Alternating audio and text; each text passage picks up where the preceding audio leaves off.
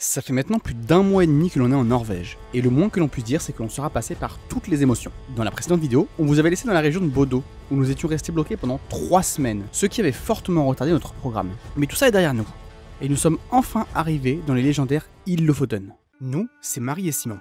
Après des années à vivre et travailler en Île-de-France, nous ressentions le besoin cruel de liberté et de voyager. Cependant, il était impensable pour nous de partir sans Mochou, notre lapin. Alors, nous avons fabriqué un van. Ça nous a pris plus d'1 an, et on a failli abandonner plusieurs fois. Mais on a tenu.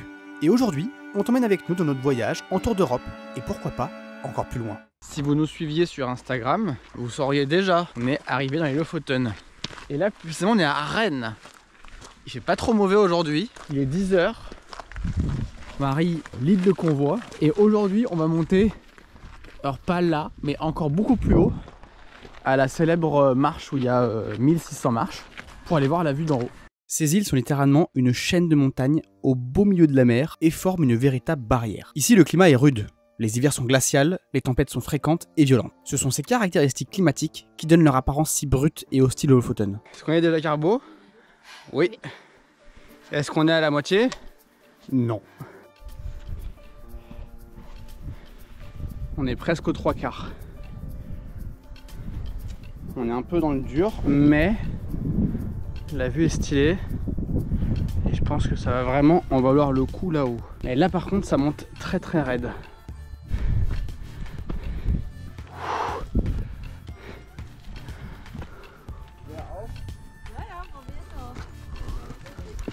Ouh.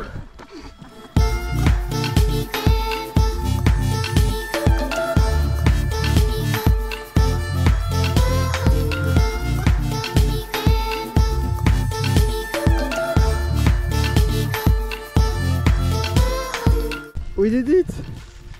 45. Bon allez, on redescend. Du coup on est monté en combien? 45 minutes? Ouais. Tout en haut 45. 45 au top. Et on démarre 41. Donc on est plutôt chaud. Très chaud. Bravo. Bon, on a eu chaud aussi. 1978 marches hein. Ouais. Qu'est-ce qu'il y a maintenant? Un bon échauffement. Bon allez, on descend. Si vous n'aimez pas marcher, une fois de plus, les Lofoten n'auront pas grand chose à vous proposer d'autre. Il y a bien quelques spots de surf et quelques belles plages, mais une grande partie des points d'intérêt se font à pied. Alors on enfile les chaussures et on y va. Allez, Poupou, saute. Jump. It was at this moment that he knew. He fucked up. Oh putain. Il y a eu un sacré engouement pour les îles Lofoten ces dernières années, et c'est mérité. Attention tout de même aux célèbres villages de pêcheurs qui peuvent parfois se révéler être de véritables attrapes touristes.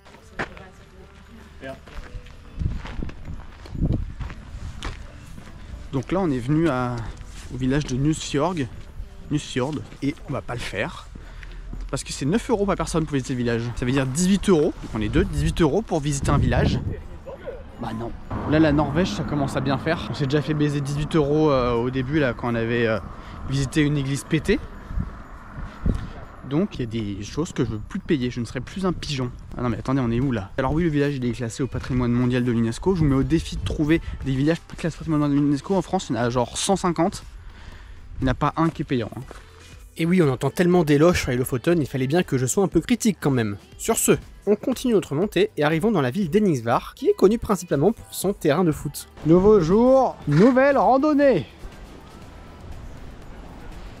Les Lofoten au loin là-bas, qui se poursuivent sur toutes les randos qui montent comme ça à différents sommets en bord de mer. C'est équipé d'escaliers de ce type et ils sont quand même vraiment fait chier hein, pour ça. C'est dingue à quel point il y a des randos, il n'y a rien d'écrit, rien de balisé, tu te démerdes.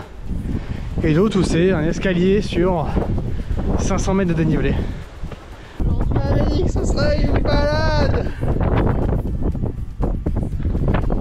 On est arrivé à la porte de l'enfer, très stylé. On fait ce là.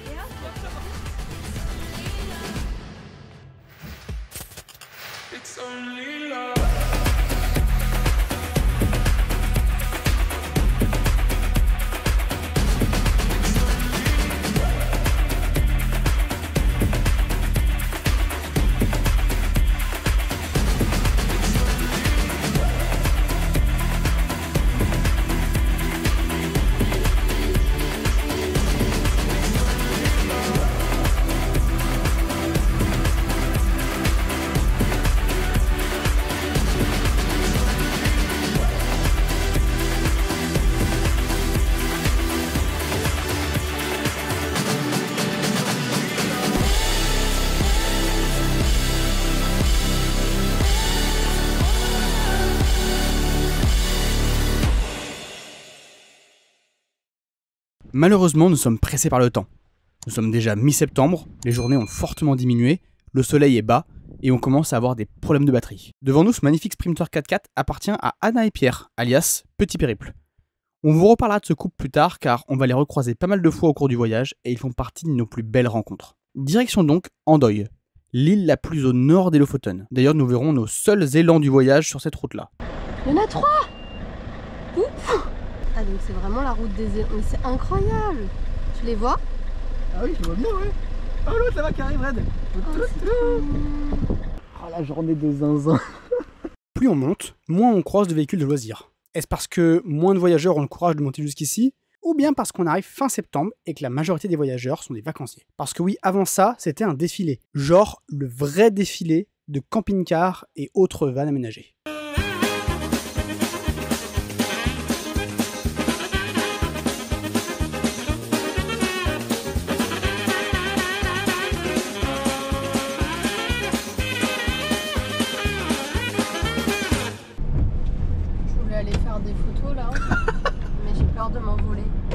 On vous montre à chaque fois quand tout va bien, tout est beau. Donc là on est sur l'île de Senja et on est arrivé hier et la météo est horrible. Elle est annoncée horrible pour encore au moins 3 jours. Donc on s'en va. Voilà, on n'a pas envie de subir. Notre batterie de camion elle est à plat. À plat parce que hier on a passé la journée dans le van et qu'on a utilisé les ordis, le Starlink la journée, toute la soirée et tout. Donc à 23 h on n'avait plus de batterie. On a 0 soleil. Genre, imaginez-vous que là, j'ai 600 watts de panneaux solaires. Avec la météo qu'on a là, ça dit, sur mon tableau de bord Victron, ça dit 0 watts. On produit 0 watts. On est en pleine nuit. Il est midi 42. Il est midi 42. Donc le moment où ça devrait normalement être le moment où on charge le plus.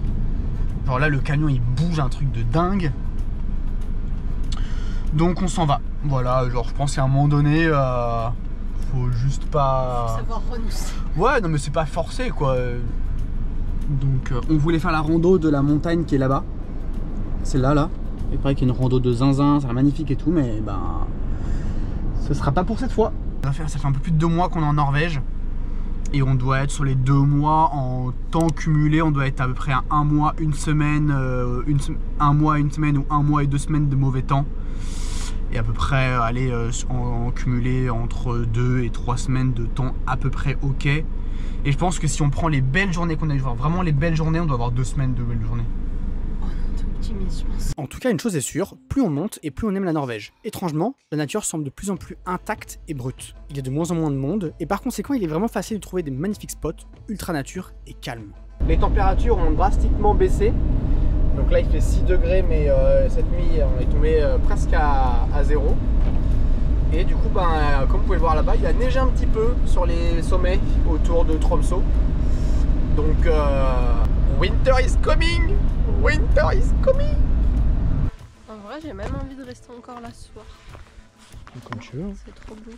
Ça dépend de la batterie. On est sur un spot là. Et aujourd'hui on a notre première vraie, on a une belle journée un peu d'hiver où il y a la neige sur les montagnes, il fait froid, mais il pleut pas et il y a du soleil. C'est presque sec. Maintenant il a plu un peu mais en vrai là ça va, c'est presque sec. Et du coup là ça fait des couleurs magnifiques parce qu'on a vraiment les arbres et les couleurs de l'automne avec les sommets enneigés, enfin, c'est juste dingue.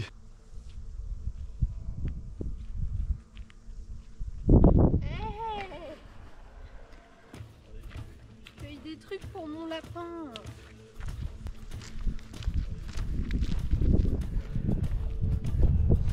Le fjord bien sûr, il y a une montagne en face là-bas, c'est un pic tout seul là-bas.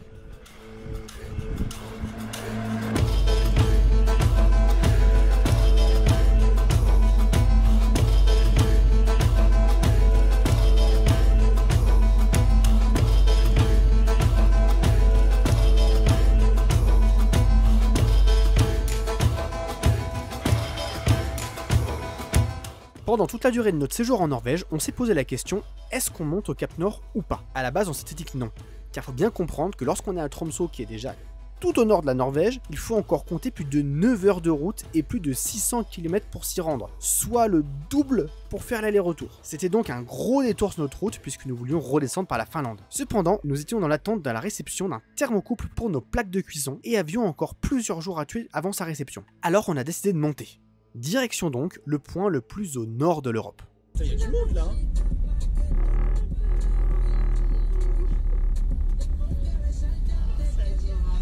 Il y a un bébé.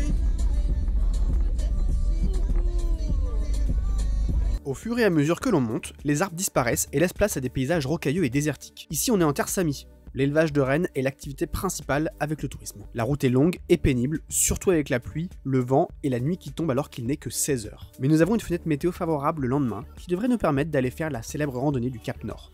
Il y a 2 Cap Nord. Il y a le parking payant qui coûte 21 balles où on ira certainement et donc où il y a le célèbre globe. Et il y a également cette randonnée qui fait 18 km, qui est pas spécialement dur, c'est juste un peu boueux et rocailleux, qui permet d'aller à un Cap Nord plus loin, plus éloigné que celui du parking. Donc là on se dit bon bah écoute, on a quand même fait 10 000 km depuis la France pour venir jusqu'ici. On va peut-être quand même faire la randonnée. C'est le minimum. Et on avait cette belle fenêtre météo aujourd'hui. Donc on s'est dit c'est now or never. Et pour l'instant les conditions sont vraiment top. Il y a très peu de vent, ce qui est rare au Cap Nord. Il fait très beau. Et en plus on a des petits rennes partout. Et ça c'est trop mignon. Donc c'est vraiment trop cool. On voit le Cap Nord en voiture là-bas, avec la petite boule, et au bout, je pense pas qu'on le verra sur la caméra, on voit le petit globe et on voit les voitures qui avancent sur le... Et nous on va tout droit en direction Vrai Cap Nord. du vrai. Elle est là.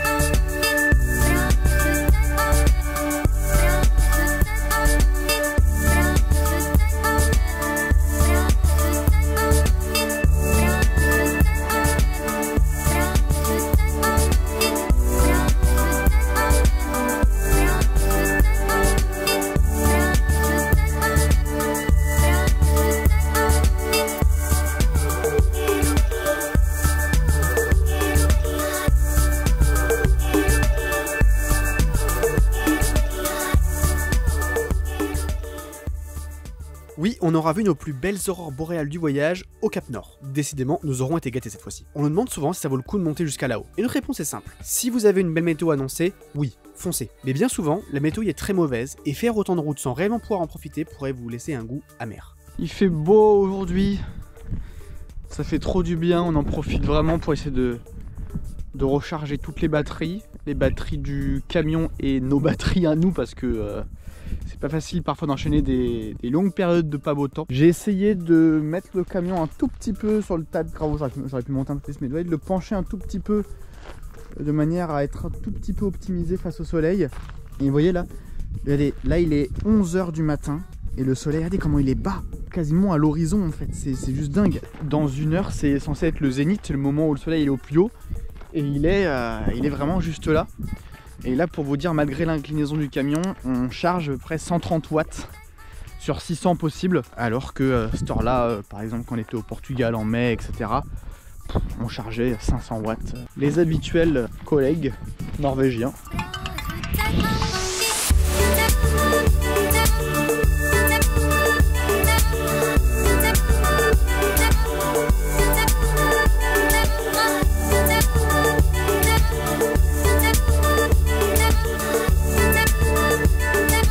Ce que vous voyez là, c'est, selon la légende norvégienne, des trolls qui étaient poursuivis.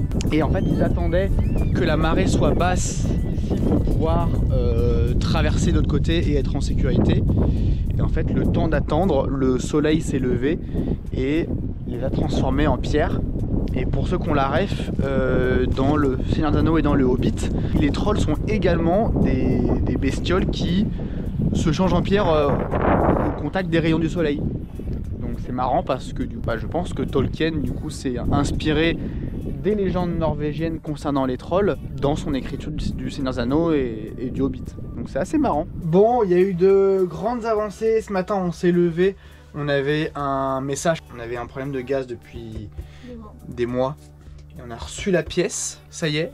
Donc, on a filé au dépôt. On a récupéré la pièce. Je l'ai changé. Donc, c'était en fait le thermocouple. Ce truc-là. Qui déconnait. Donc, on a enfin 2 gaz. Et qui dit réception du colis dit on s'en va. Donc aujourd'hui direction la Finlande. Donc c'est parti, on est trop contents, ça fait un peu de renouveau. Ça fait 2 mois et demi, presque 3 mois qu'on est en Norvège. Et on adore, hein. On est triste mais... On est content de découvrir autre chose. Exactement. On a même eu le droit à la neige pour nous dire au revoir. Mais une fois cette montagne derrière nous, le changement de décor est total et nous annonce la suite du voyage. Nous arrivons à la fin de cette vidéo. La Norvège nous aura touché en plein cœur et 1 an plus tard, l'envie d'y retourner est de plus en plus forte. En tout cas, on espère que vous avez aimé cette vidéo. N'hésitez pas à vous abonner car vous n'êtes pas prêts pour la suite de cette aventure. On vous dit à très bientôt pour la découverte de la Finlande. C'était Marie, Simon et Mouchou. À bientôt!